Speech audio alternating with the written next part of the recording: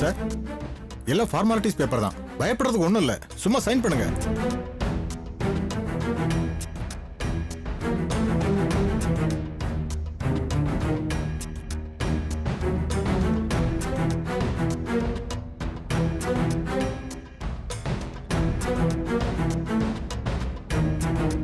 ஏங்க, நான் தான் நைட்டே சொல்லிட்டேன்ல, திரும்ப ஏன் படிச்சு பார்த்துட்டு இருக்கீங்க? கையெழுத்து போடுங்க.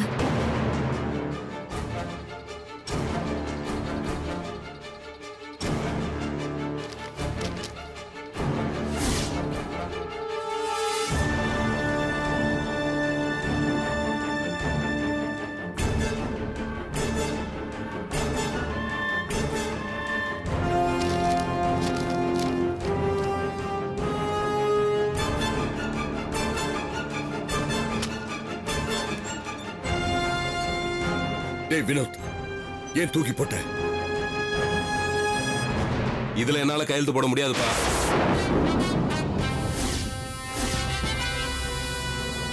என்னடா சொல்ற? எதுக்கு எடுத்தாலும் என்ன மட்டும் ஏன்பா இழுக்கிறீங்க? உங்களுக்கு நான் மட்டும்தான் பிள்ளையா? நானும் பேசக்கூடாதுன்னு பாக்குறேன். பணத்தை மோசடி பண்ணிட்டு ஜெயில உங்களை கொண்டு போய் உட்கார வச்சா இல்ல, அவனு உங்க பிள்ளை தானே?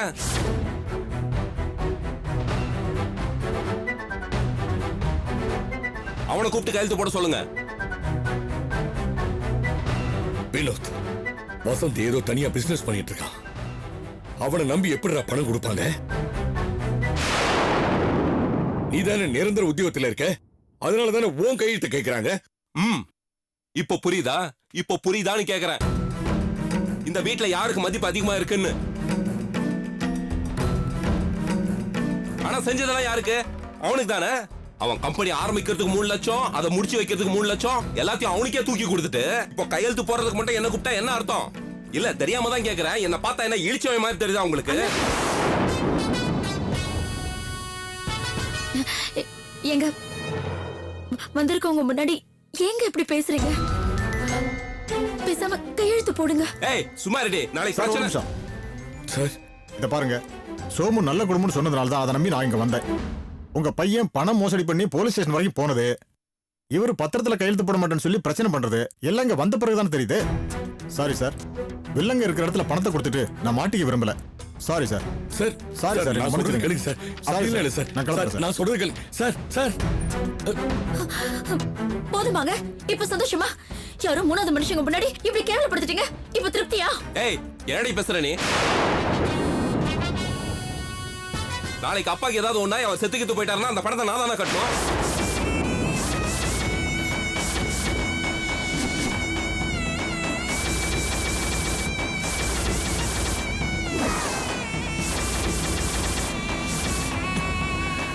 டேய், யார பார்த்து என்ன வார்த்தை சொன்ன? இது முன்னாடி ஒரு வார்த்தை பேசுறேன், நாக்க இழுத்து வச்சு அறுத்துருவேன். என்ன வார்த்தை பேசுற? இப்ப எதுக்கு மேல நடிக்கிற? நான் பிராக்டிக்கலா தான் சொன்னேன். நான் சொன்னதுல என்ன தப்பு இருக்கு? வசந்த் மாதிரி நானும் ஓடி போயிருக்கணும். தோ, இவ பேச்சை கேட்டு இங்கே இருக்க வேண்டியதா போச்சு. ஓடி போனவன் நல்லவன் ஆயிட்டான். எல்லாத்தையும் சகிச்சுக்கிட்டு இங்கே இருக்கான் பாருங்க, நான் கெட்டவன் ஆயிட்டேன். எனக்குன்னு ஒரு குடும்பம் இருக்கு, வயசுக்கு வந்த பொண்ணு இருக்கா. அவளுக்காக நாளுக்காக சேர்க்க வேணாம். இந்த குடும்பத்துக்காக செஞ்சதெல்லாம் போதும். வசந்த் ஒண்ணுமே செய்ய மாட்டான், எல்லாத்தையும் எடுத்து போட்டு நான் தான் செய்யணுமா? இது எந்த ஒரு நியாயம்? ஏய், நியாயத்தை பத்தி நீ பேசாத. பாவம் வசந்த் மேல தப்பு சொல்லாத. உன்னை காலேஜுக்கு அனுப்பிச்சு டிகிரி படிக்க வச்சேன்டா. உன்னோட காலேஜ் ஃபீஸ் கட்டுறதுக்காக அவனை கார்ப்பரேஷன் ஸ்கூலுக்கு அனுப்பிச்சேன்டா. ஒரு கண்ணுல வெண்ணெய், இன்னொரு கண்ணுல சுண்ணாம்பு வச்சேன்டா.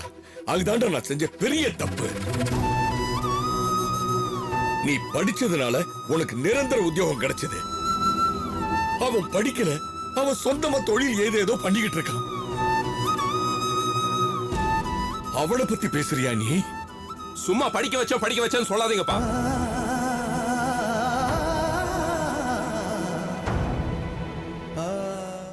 எல்லா படம் தான் புள்ளைய படிக்க வைக்கிறான். நீங்க கணக்கு பாக்குற மாதிரி நானும் கணக்கு பார்க்க ஆரம்பிச்சா இந்த குடும்பம் தாங்காது.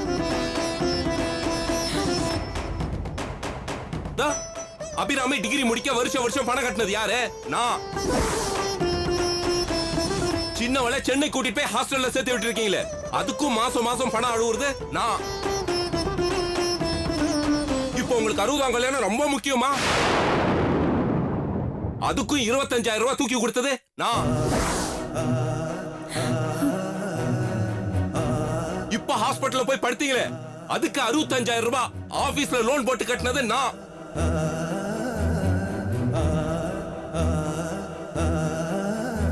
இதுக்கெல்லாம் கணக்கு பார்த்தா நீங்க என்ன படிக்க வச்ச செலவை விட அதிகமா தான் இருக்கும். கூட்டி கழிச்சு பார்த்தா நீங்க தான் எனக்கு பணத்தை திருப்பி தர வேண்டியதா இருக்கும். டேய், யாருடா யாருக்கு திருப்பி தரணும்? உன்னை தோல்லையும் மார்லையும் தூக்கி வளர்த்து விட்ட இந்த அப்பாவையே கணக்கு கேட்கிறேன்னு உனக்கு தெரியல? தெரியல.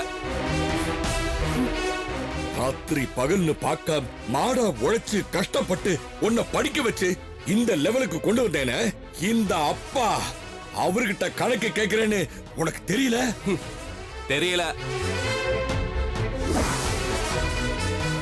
இந்த சமுதாயத்துல உனக்கு ஒரு அந்தஸ்து கிடைக்கணும்னு எவன் காலியோ விழுந்து உனக்கு இந்த உத்தியோகத்தை வாங்கி கொடுத்தானே, இந்த திருமலை, அவனையே கணக்கு கேட்கிறோன்னு உனக்கு தெரியல?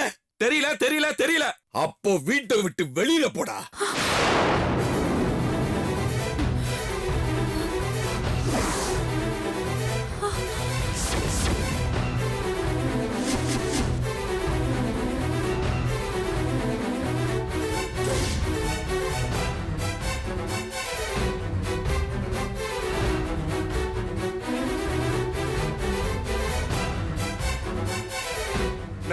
நினைச்சேன் என்னைக்காவது வாயில இருந்து இப்படி ஒரு வார்த்தை வரும் நினைச்சேன். எனக்கு மானம், வெக்கம், சூடு, சொர்ணம், ரோஷம் எல்லாம் இருக்கு. இதுக்கு மேல நான் இந்த வீட்ல இருந்தேன்னு வைங்க, நான் மனுஷனே இல்ல. கிளம்புறேனா? வாடி. டேய் விடுடா, சொல்றத கேளுடா. மட்டும் சொல்லாத. கிளம்பு, வா. போக வேண்டாம் சொல்லுங்கப்பா. சொல்லுங்கப்பா. எனக்கு அவன் பிடிவாதக்காரங்க. நீங்க ஒரு வார்த்தை சொன்னீங்கன்னா அவன் நின்னுடுவான். சொல்லுங்க, சொல்லுங்க. ஒரு வார்த்தை சொல்லுங்க. ப்ளீஸ் பா, ப்ளீஸ். ஒரு வார்த்தை சொல்லுங்க. நீ கேட்க போறியா இல்லையா? இங்க வா, வேணாம். இவ்ளோ நடந்ததுக்கு அப்புறம் இந்த வீட்ல இருக்க வேணாம். வாடி. வா சொல்றேன். அவசரப்படாதீங்க சார், கேளுங்க. வாடல. டேய் விடுடா. நான் ப்ளீஸ் நான் சொல்றத கேளுங்கண்ணா. வசந்த் அண்ணா தான் வீட்டை விட்டு போயிட்டாரு. என் கல்யாண நேரத்துல நீங்களும் வீட்டை விட்டு போயிடாதீங்கண்ணா. எப்படி ஒரு மன கசப்புல என் கல்யாணம் நடக்க வேண்டாம். ப்ளீஸ் நான் எங்களை விட்டு போயிடாதீங்க. நீ ஏமா அவனை தடுக்கிற? ஓட்டும் விடுமா. எவன் இந்த வீட்டு விட்டு போனாலும் இந்த கல்யாணம் நடந்தே தீரும். எவன் தயவு எனக்கு தேவையில்லை. தனியாவே இந்த கல்யாணத்தை நான் நடத்தி காட்டுறேன். கேட்டல? பெரிய மனுஷன் சொன்னதை கேட்டல. இவர் தனியா நின்னு கல்யாணத்தை நடத்தி காட்டுறாராம். எப்படி நடத்தி காட்டுறாருன்னு பாக்குறேன். இங்க பாரு, இதுக்கு மேல இங்க நின்னா அவ்வளவுதான். வாடி எனக்கு வாடி. சொல்றத கேளுங்க. எனக்கு தயவு செஞ்சு நான் சொல்றதை கேளுடா. நான் உன்னை அடிச்சது தப்புதான். உன் கால்ல வேணாலும் விழுடா. டேய், யார் கால்ல போய் விழுற நீ? இங்க பாருப்பா, நான் எல்லாம் என் முடிவை மாத்திக்க மாட்டேன். நான் இப்பே கிளம்புறேன். டேய் வாடி. போடா. ஆமா வாடி. எனக்கு ஓடா. மாமா அத்தை நீங்க ஒண்ணும் கவலைப்படாதீங்க அத்தை. நான் அவரை எப்படியாவது சமாதானப்படுத்தி கூட்டிட்டு ஏய், வந்துடுறேன். வரியா இல்லையா? அப்பா அப்பா ஒரு வார்த்தை அண்ணனை கூப்பிடுங்கப்பா, ஒரு வார்த்தை. எப்படி கூப்பிட சொல்றமா? உங்க அம்மா மாதிரி அவன் கால்ல விழுந்து கூப்பிட சொல்றியா? இந்த திருமலை யாரையும் நம்பி பொறுக்கலம்மா. என் கை கால்ல இன்னும் சக்தி இருக்கு. நான் மறுபடியும் ஜெயிப்பேன். ஊரே மெச்சுற மாதிரி இந்த கல்யாணத்தை நான் நடத்தி காட்டுறேன்.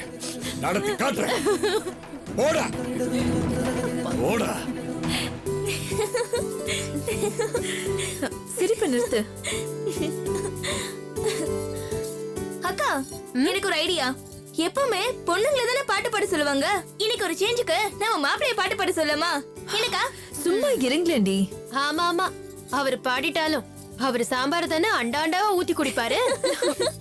அக்கா, நீ கல்யாணத்துக்கு அப்புறம் சாம்பார் வச்சினா நல்லா அண்டாண்டாவா ஜாஸ்தியா வைக்கா.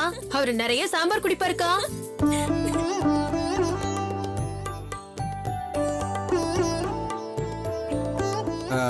இந்த நல்ல நேரத்துல கூட மாப்பிள்ளை வரலன்னா எப்படிங்க?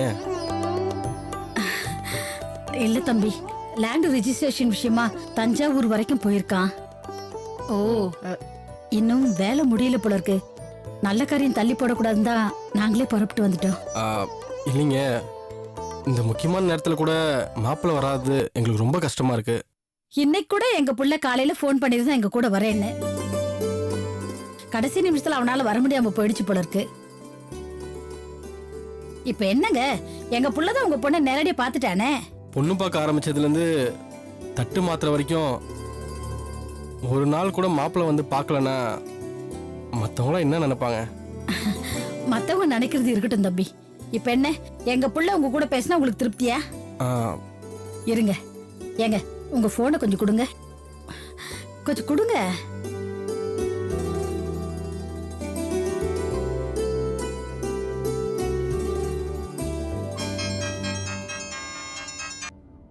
ஹலோ.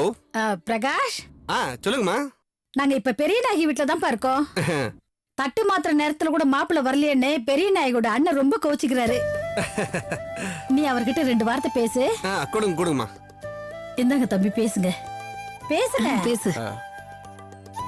ஹலோ. ஹலோ மச்சான், எப்படி இருக்கீங்க? சாரி மச்சான், வந்த வேலை இன்னும் முடியல, தப்பா எடுத்துக்கிறீங்க. ஐயோ, நான் தான் உங்க தங்கச்சி பெரிய நாயகி ஏற்கனவே பார்த்திருக்கேனே. எனக்கு இந்த சம்மதத்துல பரிபூர்ண சம்மதம். ஐயோ, ஒரு வேளை நான் வரது கொஞ்சம் லேட் ஆயிடுச்சுன்னா தட்டை மாத்திர ஃபங்க்ஷன் தள்ளி வைக்க வேணாம், நான் தான் அம்மாட்ட சொல்லி அனுப்பிச்சேனே. நீங்க நடத்துங்க மச்சான், ஒன்னும் பிரச்சனை கிடையாது. சரி சரிங்க மாப்பிள்ள. நீங்க வரலையேன்னு ஒரு சின்ன வருத்தம் தான். நான் இனிமே அங்கதானே இருக்க போறேன். அப்ப நான் வரலன்னா பொண்ணு என்ன மாத்தியா பரிசம் போட போறீங்க? ஐயோ, மாத்திக்கோங்க மச்சான். சரி மச்சான், நான் வச்சிடறேன். சரி சரிங்க மாப்பிள்ள. இந்தாங்க. என்னங்க தம்பி, இப்ப உங்களுக்கு சந்தோஷமா? இந்தாங்க. என்னப்பா? ம், பாருக்கா, அன்னைக்கு ஸ்கூலுக்கு போற அவசரத்துல நான் மாப்பிளைய சரியவே பார்க்கல. இன்னைக்கு பார்க்கலாம்னு பார்த்தா இன்னைக்கு வராம அவர் எஸ்கேப் ஆயிட்டாரு. பார்க்கலாம் எத்தனை நாளைக்கு தான் அவர் எஸ்கேப் ஆகுறாருன்னு. ஒரு நாள் இல்லைன்னா ஒரு நாள் நம்ம கிட்ட மாட்டாமல போயிட்டு போறாரு.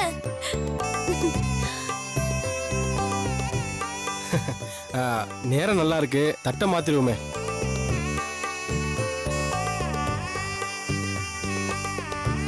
தம்பி, அத கொஞ்சம் வைங்க தம்பி, வைங்க.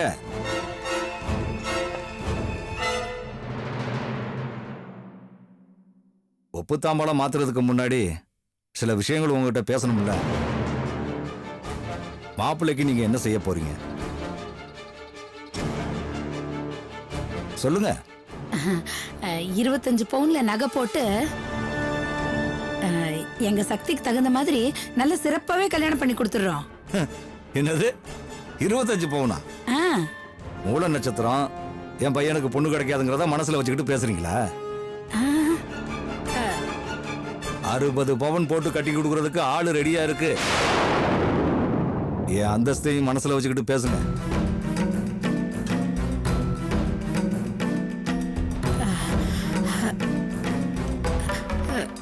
எங்களுக்கு அந்த அளவுக்கு செய்யறதுக்கெல்லாம் வசதி இல்லைங்க.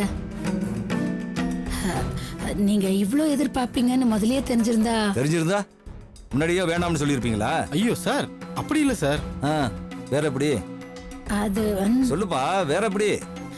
இல்லைங்க, எங்களுக்கு அவ்வளவு செய்யறதுக்கு. அக்கா ஒரு நிமிஷம் வா, கொஞ்சம் இருங்க வந்துடுறேன். வாக்கா சொல்றேன். என்னடி? வா தம்பி, நீங்களும் வாங்க.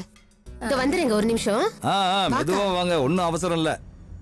நல்லா பேசி முடிவு பண்ணிட்டு வாங்க. எங்க என்னங்க இது? கொஞ்சம் கூட மனசாட்சியே இல்லாம. ஏய், ஓ வார்த்தைக்கு மதிப்பு கொடுத்து வந்து உட்காந்துருக்கல, அப்ப நான் சில விஷயம் நான் பேச வேண்டியிருக்கு. என் வார்த்தைக்கு மதிப்பு கொடு. வாயை முடிக்கிட்டு பேசாம இரு. அக்கா, என்னக்கா நீ இப்படி பேசுற? எல்லாம் கூடி வர நேரத்துல இப்படி தட்டு தடுமாறிட்டு இருக்க. என்னடி நீ புரியாம பேசிக்கிட்டு இருக்க? அவங்க அங்க உட்காந்துக்கிட்ட 60 பவுன் 65 பவுன் பேசிக்கிட்டு இருக்காங்க. அதெல்லாம் ரொம்ப அதிகண்டி. என்னெல்லாம் அவ்வளவு செய்ய முடியாது. அக்கா, அதான் மருமக 40 பவுன் நகை கொண்டு வர போறால, அத வச்சு பெரிய நாயகிக்கு 40 பவுன் நகை போடுறேன்னு சொல்லு. அக்கா, அது எப்படிக்கா?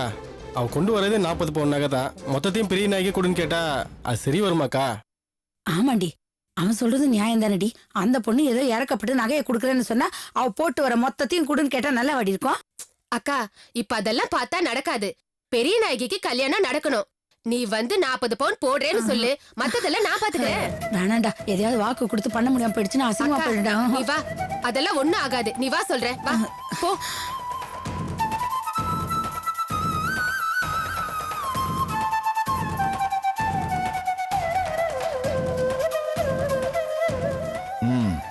தம்பி, என்ன முடிவு பண்ணிருக்கீங்க?